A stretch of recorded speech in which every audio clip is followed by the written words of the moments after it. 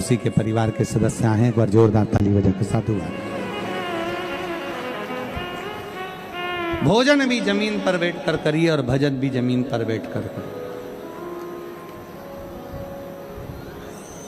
क्या फल मिलेगा, कैसे मिलेगा, किस तरह से मिलेगा, कभी विश्वास करिए। उसका फल क्या?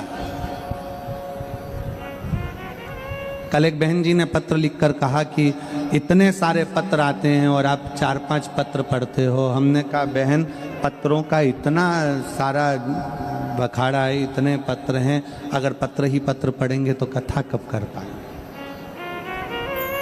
और हम तो बाबा से यही प्रार्थना करते हैं, बाबा जैसे ये पत्र आपकी व्यासपीठ पर आ रहे हैं वो पढ़े जाएं चाहे ना पढ़े जाएं, पर दुनिया के लोगों का काम सफल होता जाए और वो पत्र भेजते जाएं, बस इतनी कृपा करें, इतनी दया।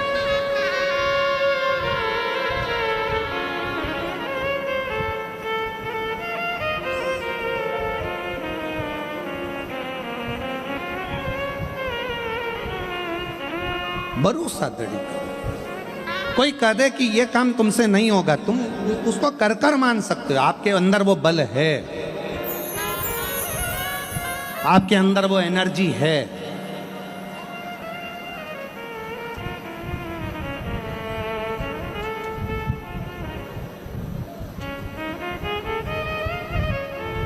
गंगा जी बोली कि मुझे पृथ्वी पर कोई नहीं झेल सकता।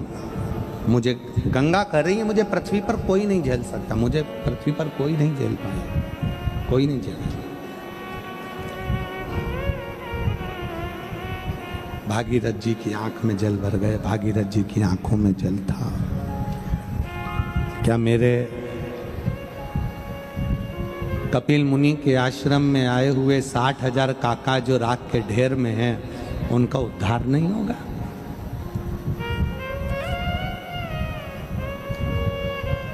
60,000 जो राख के ढेर बने पड़े हैं, क्या उनका उद्धार नहीं होगा?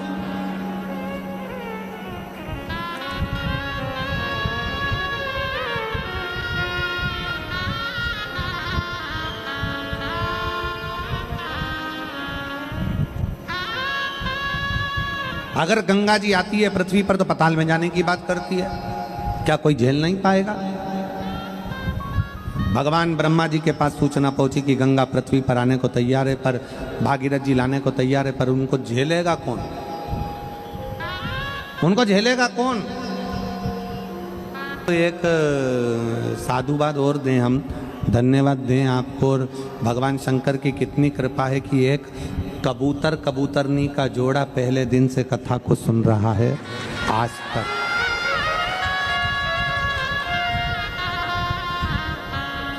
जैसे अमरनाथ की गुफा में बैठकर एक जोड़े ने कथा श्रवण करी थी, वैसे ही इस कथा को भी एक कबूतर और उसका जोड़ा पूरे 7 दिन से कथा का रसतत्व ग्रहण कर रहा है, पूरे 7 दिन।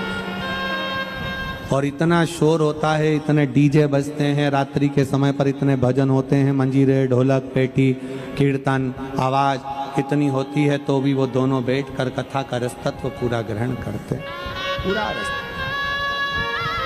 विश्वास। ब्रह्मा जी बोले कि गंगा पृथ्वी पर आएगी और निश्चित आएगी, मना नहीं, पर उसको झेलेगा कौन? ब्रह्मा जी ने कहा किसी की सामर्थ्यता नहीं कि गंगा को झेल ले। भगवान नारायण के पास सूचना गई, नारायण जी ने कहा कि गंगा को पृथ्वी पर झेलने के लिए संपूर्ण देवता एकाग्रित हो और फिर गंगा को झेला जाए। सूचना पहुंच गई थोड़ी देर में इंद्र के पास, इंद्र से सूचना पहुंच गई भगवान देवाधिदेव महादेव के पास, शंकर जी के पास जब सूचना पहुंची तब भागीरथ बाबा जब शंकर जी के पास में पहुंचे और शिव जी से कहा कि बाबा भोलेनाथ, गंगा जी पृथ्वी पर आना चाहती हैं, पर उनको झेलने के लिए 33 कोटि देवताओं का बल चाहिए, तब जाकर गंगा को झेला जा सकता है, तब गंगा को झेला जा सकता है।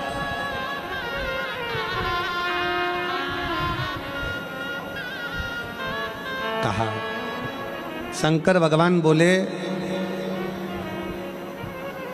भगवान नारायण को भी यहां आना पड़ेगा गंगा के लिए, ब्रह्मा जी को आना पड़ेगा गंगा के लिए।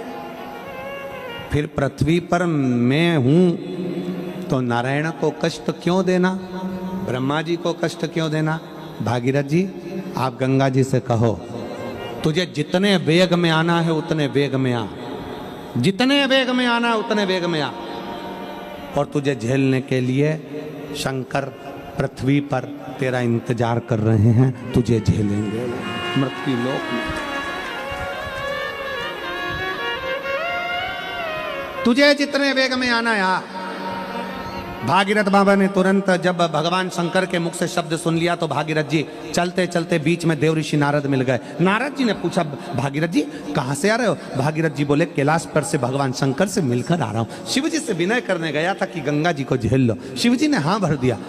अब देव ऋषि नारद बोले तुम ब्रह्मा जी के पास गए थे। हाँ। ब्रह्मा जी ने क्या बोला, वेग बहुत तेज है। नारायण बोले वेग बहुत तेज है।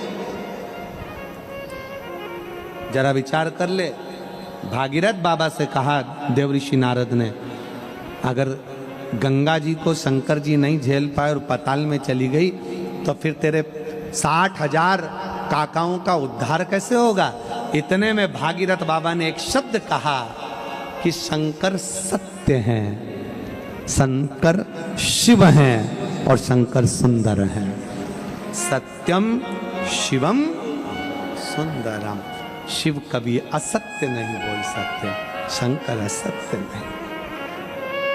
बस जितने कथा के पंडाल में बैठे हैं, जितने फेसबुक यूट्यूब पर कथा को श्रवण कर रहे हैं, जितने मोबाइलों पर कथा सुन रहे हो, जितने इस पंडाल में पंडाल के बाहर बैठकर कथा सुन रहे हो, ये भरोसा रखना कि शिव सत्य है तो शिव की कथा भी सत्य है और शिव का भजन भी सत्य है, फल दे, फल प्रदान का। एक पत्र है,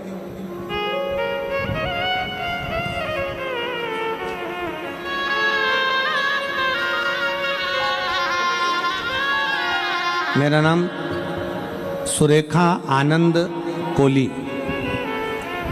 मैं नीलगिरी लिंबायत गणेश नगर 1 में रहती हूँ। मेरा मोबाइल नंबर ये है, कहीं बैठी हो तो हाथ हिला सकती हैं। मेरा नाम सुरेखा आनंद कोली, मैं नीलगिरी लिंबायत गणेश नगर 1 में रहती हूँ। मेरा मोबाइल नंबर ये है। मेरा बेटा 25 साल का 2 साल पहले अचानक पेट में दर्द होने लगा। अचानक धरती पर नीचे जमीन पर गिर गया। उसकी मासी के घर गया था। नीचे गिरने के कारण उसे 3 जन हॉस्पिटल में लेकर गए। वहां पर ले जाने के बाद डॉक्टर ने उसे तुरंत एडमिट किया और उसका चेकअप किया। और चेकअप करने के बाद डॉक्टर ने बोला कि इसका ऑपरेशन करना पड़ेगा। और डॉक्टर बोले कि इसके पास सिर्फ आधे घंटे का समय है, केवल आधे घंटे का समय है, ऑपरेशन करना पड़ेगा। और डॉक्टर ने उसका ऑपरेशन किया तो वो ऑपरेशन उन्होंने बिगाड़ दिया। ऑपरेशन बिगड़ गया तो वो डॉक्टर बोले कि इसे बड़े बड़े अस्पताल में लेकर जाना पड़ेगा। और उसे बड़े हॉस्पिटल में ले जाने के बाद डॉक्टर ने फिर चेकअप किया तो उसे कैंसर हुआ, ये बता दिया। उसे कैंसर हुआ है ऐसा बताया। और ऐसे बताने के बाद मेरा पूरा परिवार टेंशन में आ गया। पर मेरा पूरा भरोसा मेरे भोले बाबा पर था और मैं रोते रोते मंदिर गई।